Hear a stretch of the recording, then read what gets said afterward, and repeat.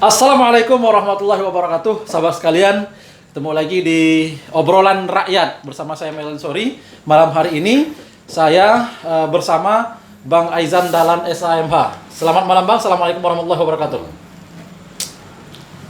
Waalaikumsalam. Waalaikumsalam. Baik, beliau adalah Aizan SAMH, seorang praktisi hukum dan tokoh masyarakat Bengkulu. Termasuk juga beliau adalah Ketua Serikat Pekerja seluruh Indonesia Provinsi Bengkulu. Nah, malam hari ini saya ingin mengajak Bang Aizan untuk kemudian membahas Provinsi Bengkulu berada di urutan termiskin atau juara 1 termiskin di Pulau Sumatera dan terkorup keempat di Pulau Sumatera berdasarkan rilis KPK. Tanggapan Bang Aizan seperti apa melihat kondisi Bengkulu seperti itu, Bang? Jadi pemerintahnya berhasil atau gagal? Kalau melihat seperti itu. Dari poin 2 itu gimana menurut Bang Aizan? Nah, jadi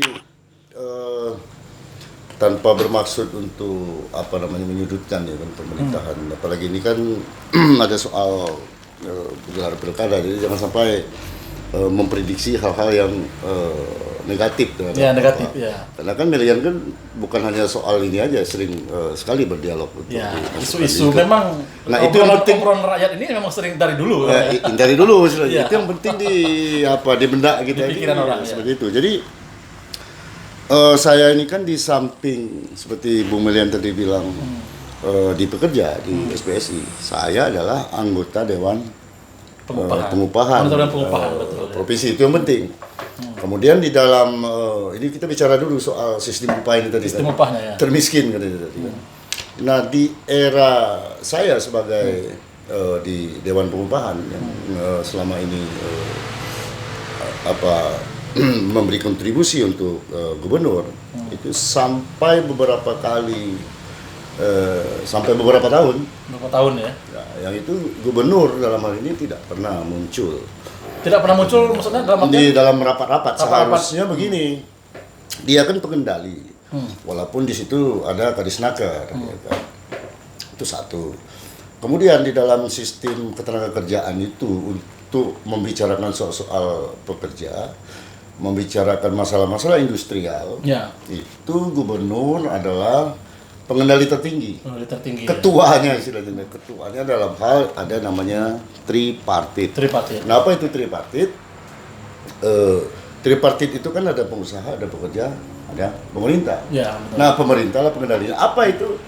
Persoalan upah minim misalnya, persoalan PHK di situ bicarakan.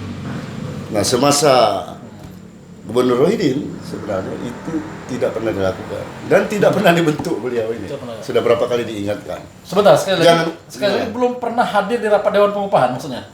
Ya memang belum beliau ini. Memang belum ya? Kita minta, saya tidak tahu alerginya di mana ya kan. Harusnya dia muncul memberikan ide-ide segar. Misalnya soal upah, kenapa minim, apa yang perlu kita lakukan, apa yang perlu kita tingkatkan terhadap sistem pengupahan. Karena kan termiskin itu sebenarnya dilihat dengan daya beli, ya kan. Kemudian karena sebelumnya di kabupaten kota pun itu kan disurvei KHL, iya, kebutuhan hidup dahulunya sebelum ada PP 78 2015. Ya. Nah, artinya melihat urutan termiskin itu dilihat dari sistem pengupahan yang ada. Kita ini memang kecil. Kalau dulu kita di atas Aceh kalau nggak salah saya. Aceh itu waktu. Kalau sekarang malah kita di. Ya, dulu Aceh provinsi termiskin di Sumatera. Ya, sekarang kita di bawah itu. Sekarang kita juara 1, Bang. Nah, juara 1 kan? Iya, juara 1. Nah, sebenarnya saya prihatin juga selaku orang selama ini memperjuangkan bagaimana upah ini bisa meningkat. Indikatornya adalah sebenarnya apa yang menjadi survei dari teman-teman di statistik. Pengupahan terendah dianggap orang itu tidak mampu. Kan itu sebenarnya itu yang harusnya dilakukan oleh gubernur. Nah, bagaimana mau melakukan itu sedangkan kita sendiri itu tidak pernah untuk berdialog. Artinya, jadi Bang Aizan kecewa dengan sikap gubernur yang kemudian tidak pernah mau hadir di rapat Dewan Pengupahan seperti itu? Sebenarnya bukan kecewa lagi, itu seharusnya selaku gubernur itu ikut. Sudah ada utusan, Bang. Utusannya apa? Utusan dari dinas. Ya bukan hanya sekedar kalau itu kan semua orang bisa. Orang bisa, ya. Artinya kita mau beli rokok suruh orang bisa juga. Cuma kalau kita yang datang kan berbeda. Kita mengeluarkan duitnya dan segala macam. Artinya kan ide-ide cemerlang itu harus dari pimpinan tertinggi. Nah apalagi sekarang ini kan paling tidak di pekerja, ya kan di pekerja sangat responnya sangat negatif terhadap kepemimpinan siapa gubernur yang sekarang ini.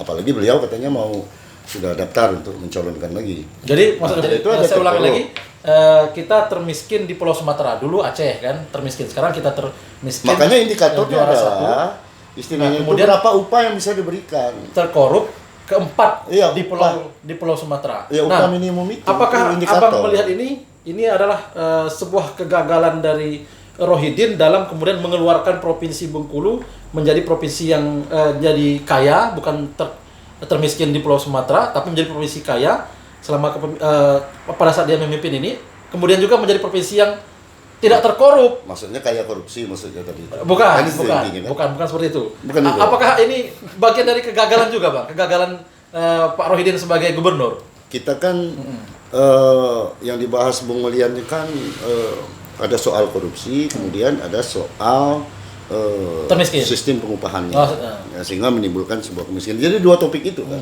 Nah kalau itu dibicarakan ya gagal. Artinya kan kita siapa yang gagal? Ya kepemimpinannya. Rohidin maksudnya? Ya nggak perlu lagi saya sebutkan kan. Artinya kan orang sudah tahu. Jadi orang sudah berpikir yang gagal itu siapa. Nah berbalik daripada itu di soal saya dengar kemarin itu misalnya sistem laporan keuangan, ya kan katanya dapat apa itu? Dapat apa namanya itu pengecualian apa namanya itu WTP apa itu? Wajar tanpa pengecualian. Katanya dapat itu kan? Nah, cuman dari dalam apa namanya itu indikator apa namanya itu good governance, ya kan ada kegagalan di situ. Karena masuk di dalam ranking berapa tadi? Untuk terkorup Sumatera keempat dan untuk secara nasional 10 besar. Nah, itu makanya. Dan lembaga yang merilis ini bukan lembaga sembarangan, Bang. Untuk meranking yang terkorup ini adalah rilis dari KPK. Karena banyak persoalan hukum ya kan yang selama ini seakan-akan kalau itu tidak itu sampai ke atas ya kan hanya di bawah itu nggak ada pembenahan di situ. Cuman korupnya walaupun itu tidak sampai ke atas, ke level atas, tetap aja itu catatan korupsinya tetap berjalan di sistem pemerintahan. Nah pembinaan itu kan mulai harus dari bawah, mulai harus dari kelurahan, desa kan. Nah kalau sekarang kan kita kan pengendali dana desa itu kan harusnya terintegrasi antara kabupaten dan provinsi. Kalau sekarang ini berapa banyak kepala desa masuk penjara gara-gara dana desa, artinya pembinaan itu ada sebuah kegagalan. Nah kegagalan yang ada di kabupaten ya kan, itu paling tidak ada soal komunikasi, soal hubungan-hubungan pembinaan, hubungan-hubungan istilahnya itu saling bekerja sama di dalam memberantas korupsi itu sudah gagal. Nah makanya sekarang ini begini, saya melihat ke pemimpinan ini kan pemimpinan lanjutan, karena kan duetnya kan sudah duluan masuk penjara. Artinya kan ada sebuah kegamangan juga, memimpin kan tidak gampang itu maksudnya. Artinya tongkat estafet itu kan tidak segampang itu. Dahulu kan ingat ini kan satu paket ini ya Bang ya. Ya satu paket, cuman paketnya kan sudah duluan masuk jail. Misalnya seperti itu. Nah dia diberi kepemimpinan, nah itu bukan hal yang gampang. Ini adalah buktinya kan. Dahulu kan waktu sementara, ingat tahun berapa, 3 tahun yang lewat, waktu kita mau mensupport gubernur bersama-sama masyarakat ya kan. Nah itu sudah menunjukkan indikasi waktu itu. Indikasi ya. Saya sudah menanggapi ini pasti sampai marah waktu itu. Iya, pasti indikasinya tidak baik. Iya. Sudah dijanjikan mau ketemu, akhirnya diterima di luar, di atas tangga, dia di atas, kita di bawah begini kan. Jadi masih teringat. Masih teringat. Saya menyangka ini tanda-tanda bahwa suatu saat pasti ada kegagalan. Artinya kita kan orang Bengkulu, jadi artinya siapapun pemimpin terbaik tentunya itu harus kita dukung. Sebentar. Cuma kalau buruk ya harus dievaluasi. Pada saat Bang Aizan ini kan sebagai tokoh masyarakat Bengkulu kan, kemudian sebagai praktisi hukum, memimpin organisasi besar sekaliber Konfederasi Serikat Pekerja Seluruh Indonesia, menjadi warga Bengkulu yang provinsinya termiskin di Pulau Sumatera. Perasaan Bang Izan seperti apa sebetulnya? Kalau saya biasa aja perasaan saya. Cuman soalnya kan Malu nggak soal itu kan? nggak juga. Yang malu kan sebenarnya pemimpinnya. Kalau saya ini kan sebagai orang yang selama ini sudah membuat bagaimana sistem pekerjaan akan lebih baik, upah akan lebih baik. Kalau di daerah lain, kenapa mereka itu survive? Anggaran yang diberikan untuk tenaga kerjaan. Tenaga kerja itu dibentuk untuk bekerja, bukan untuk pengusaha. Itu porsinya cukup besar. Ya. Sehingga apa? Pada saat di akhir tahun, pada saat kita akan salah satu contoh ingin menetapkan sistem pengupahan, mereka survei, dibiayai oleh daerah. Survei KHL ya, kebutuhan hidup layak. Iya, dibiayai oleh daerahnya. Kalau ini kan tidak ada uang, tidak ada survei. Seharusnya itu harus berjalan. Saya ingin bertanya nih Bang, kan Dewan Pengupahan terdiri dari berbagai elemen kan, termasuk akademisi juga kan. Bang Aizan dari tahun ke tahun Bang Aizan luar biasa perjuangannya untuk mengegolkan agar upah di Bengkulu ini lebih baik dan lebih meningkat, dan terbukti memang perjuangan Bang Aizan berhasil untuk kemudian menaikkan upah buruh kan. Nah, pertanyaannya adalah ini Dewan Pengupahan kan, Dewan Pengupahan yang membicarakan upah itu digaji nggak Bang di sana? Ada. Berapa gajinya? Lupa saya 300 atau 400 itu. 300 ya. Sementara yang diperjuangkan pengupahan itu sampai upah yang ini sampai 2 juta sekian. Karena setiap kali rapat itu misalnya dalam 3 bulan satu kali rapat itu sekitar 1.200.000 ada salary-nya kan. Berapa kali? Setahun itu bisa 2 kali, bisa 3 kali. Dibagi aja kira-kira per bulannya berapa. Nah, kalau di daerah lain itu karena miskin ini tadi katanya jadi miskin kan. Iya. Kalau di daerah lain itu Dewan Pengupahan itu sangat dihormati. Karena ini perintah undang-undang soalnya. Bukan dibuat-buat aja ini, nama aja dewan. Istilahnya itu hak-haknya kan ada karena dia akan melakukan hajat hidup orang banyak. Kalau di daerah lain disesuaikan dengan UMP. UMP ya. Sesuaikan dengan UMP. Kalau UMP-nya 2 juta, salarinya juga 2 juta. Karena kita berpikir juga sama dengan DPR juga. Artinya beban itu. Nah, beban itu ada di teman-teman di pengupahan. Memang betul ada dari pemerintah, ada dari perusahaan. Cuman penghormatannya. Nah, terakhir apa jadinya? Dicoret jadi zona merah termiskin. Nah, mau bagaimana lagi? Bukan hanya gubernur yang kena jipratnya, termasuk kita juga. Akibat daripada itu tadi. Nah, saya sebenarnya berharap ke pemimpin ke depan paling tidaknya memperhatikan pekerjaan. Masalah pekerja itu wajib.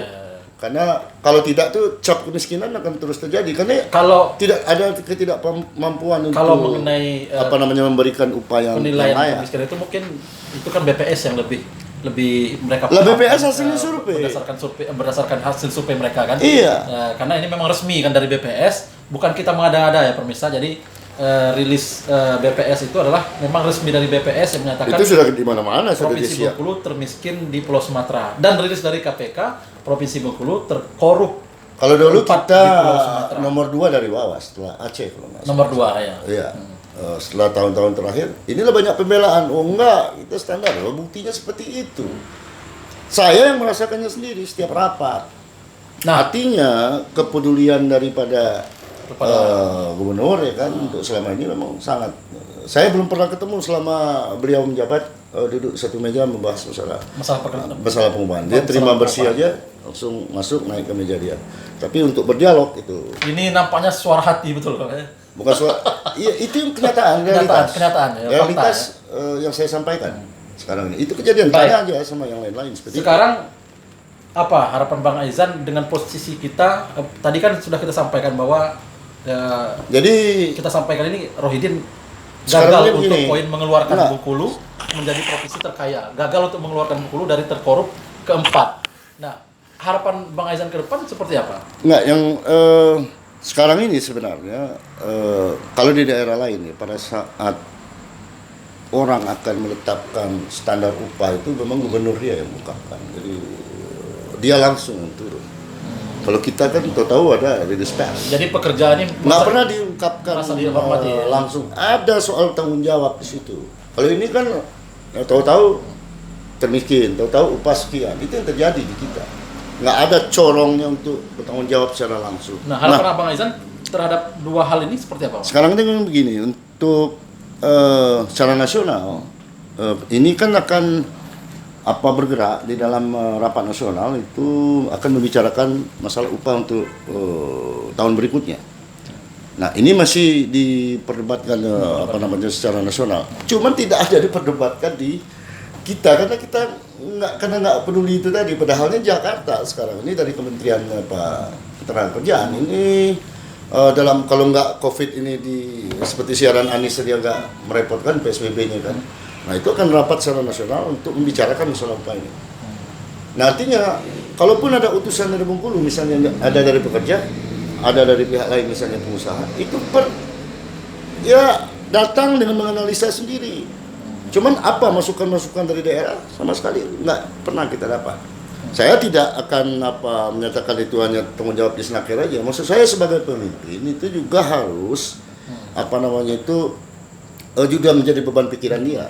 Bukan soal COVID aja, bukan soal pembangunan sarana prasarana, bukan soal panen raya saja yang seakan-akan itu gegap gempita. Ini soal upah masyarakat yang tahun 2021 akan dimulai di tahun 2020. Ini nggak pernah menjadi topik bahasan di pemerintahan sekarang ini. Baik. Harusnya itu menjadi kegamangan dia karena soal kita ini sudah dicapkan orang yang tidak mampu, miskin. Cuman saya lihat orangnya udah gendut semua. Jadi gini Bang, tapi miskin betul sebenarnya. Saya ingin kembali ke pertanyaan saya tadi. Harapan Abang ke depan terhadap posisi Bengkulu menjadi provinsi termiskin kalau saya dan terkorup keempat di Pulau Sumatera dan kalau saya nasional. Melihat sekarang ini kesempatan juga buat saya kan masuk di jalur pilihan. Jadi karena Bang Aizan memang udah sering di jalur untuk pekerja ini. Saya cuma nyimak untuk pekerja aja. Carilah pemimpin yang peduli terhadap pekerja. Untuk bekerja aja, paling untuk yang lain. Karena sekarang itu upah teman-teman ini supaya cap miskin ini tidak lengket lengket untuk tahun ke depan, maka carilah pemimpin yang peduli untuk ini kesempatan. Baik. Sebenarnya teman-teman bersuara. Ini kan luar biasa Bang. Seandainya ini nanti dari dialog ini kemudian ditonton dari pihak Pemda Provinsi Bengkulu, kemudian ingin berdebat atau berdialog langsung dengan Bang Aizan, apakah Bang Aizan siap? Ya berdebat aja. Siap ya? Siap ya? Nggak perlu siap-siap. Kapan aja kalau mau soal berdebat. Kan? Jadi luar biasa. Maksudnya kalau soal-soal itu kan nggak perlu kita terikat dengan tempat dan waktu. Baik. Kapan mau duduk diskusi, mau berdebat mau apa? Karena mungkin ada argumen-argumen yang mereka ingin sampaikan di hadapan Bang Aizan. Ya sampai aja ke publik. Baik Bang Aizan. Artinya nggak mesti harus ke saya, ke publik, mau ke TV, mau ke online offline silakan aja. Itulah gunanya kita semua berpikir bagaimana orang Bengkulu ini kan tidak malu di kancah nasional. Itu yang penting. Kalau sekarang ini luar biasa. Kita rapi, gagah, bicara bagus-bagus. Orang miskin rupanya. Cara bagus-bagus ini good governance segala macam, tapi koruptor banyak. Sangat prihatin ya Bang. Ini luar biasa. Nah, harusnya evaluasi yang menyeluruh. Bagi OPD-OPD yang tidak bekerja dengan baik, ya pangkas. Makanya itulah gunanya mereka lelang, mereka apa. Kalau lelang hasilnya juga nggak baik, lelang macam apa? Baik. Nah, sehingga itu timbul kepemimpinan yang tidak baik di mana-mana, di sektor mana-mana. Sekarang ini banyak yang diusut. Nah, itu adalah tanggung jawab kita juga, makanya kita dialog. Kita menyampaikan. Dan ini pun nanti akan di-share ke coba tanggung jawab tertingginya ada di pucuk pimpinan seperti itu. Itu yang harus dievaluasi. Baik, Bang Aizan, terima kasih. Atau masih ada yang ingin disampaikan? Terakhir? Ya, kalau yang terakhir ini saya cuma berpesan aja kalau berkaitan dengan tema ya Bang? Ya tema lah ini. Kita ini. Enggak, maksud aku tema ini kan ada soal pemerintahan ya. Nah sebentar lagi ada soal pilkada.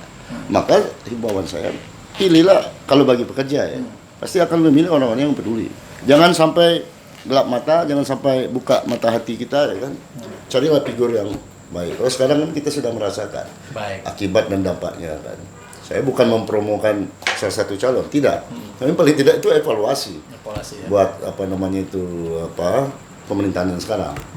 Baik, terima kasih Bang Aizan, luar biasa sebagai tokoh masyarakat Bengkulu, sebagai Ketua Serikat Pekerja Seluruh Indonesia, dan ini juga di background kita ini Federasi Serikat Pekerja Niaga Bank dan Asuransi PSP NIBA, dan Bang Aizan juga ketuanya, walaupun sudah hampir habis ya Bang. Sudah habis ya. SK sudah habis, mudah-mudahan berpanjang lagi nanti kan. Baik, terima kasih, mudah-mudahan bermanfaat. Kita berharap nanti Provinsi Bengkulu tidak lagi menjadi provinsi termiskin di Pulau Sumatera dan tidak lagi dan menjadi provinsi terkorup keempat di Pulau Sumatera dan tidak jadi provinsi yang terkorup ke-10 secara nasional. Kita ingin provinsi ini menjadi provinsi terkaya dan provinsi yang kemudian tidak banyak korupsinya di Provinsi Bengkulu ini. Demikian, assalamualaikum warahmatullahi wabarakatuh. Pilihlah pemimpin.